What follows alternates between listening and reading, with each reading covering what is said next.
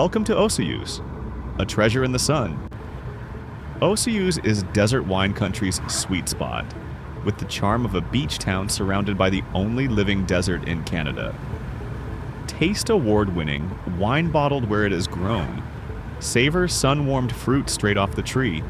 Visit centers devoted to preservation of our ecology, native culture, and local history, and then refresh yourself in the warmest freshwater lake in Canada.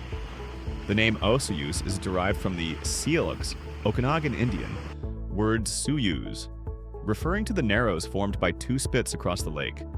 Aboriginal people have lived here for thousands of years, as evidenced by rock art and an oral tradition explaining their history before Europeans arrived to the valley in 1811. The first Europeans to Osoyoos were fur traders working for the Pacific Fur Company, an American enterprise. They ventured up the Okanagan River to Osoyoos Lake and farther north. After the Hudson's Bay Company took over the fur trade in 1821, the Okanagan Valley became a major trade route for supplies to inland forts of British Columbia and furs that were shipped south to the Columbia River and the Pacific to European and Asian markets. The final HBC Brigade in 1860 was the end of an era, as gold rushes transformed the economy of the new colony of British Columbia. Thousands of miners heading to the goldfields and drovers with large herds of livestock crossed the 49th parallel after 1858. A custom house was built in Osoyoos in 1861 with John Carmichael Haynes, the tax collector.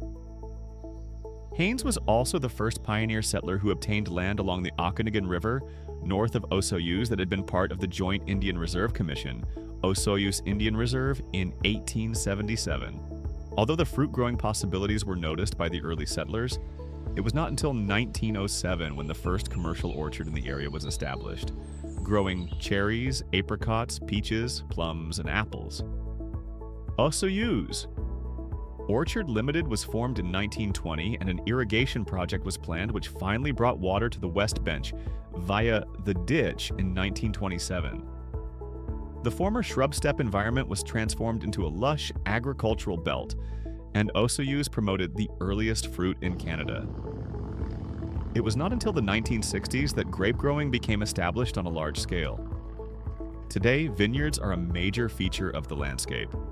Osoyoos was incorporated as a village on January 14, 1946, and became a town on June 30, 1983. Today, with a population of about 5,000, agriculture and tourism are the community's largest economic sectors. Osoyoos' motto today is Canada's warmest welcome. Indeed, Osoyoos has been welcoming visitors for over 200 years.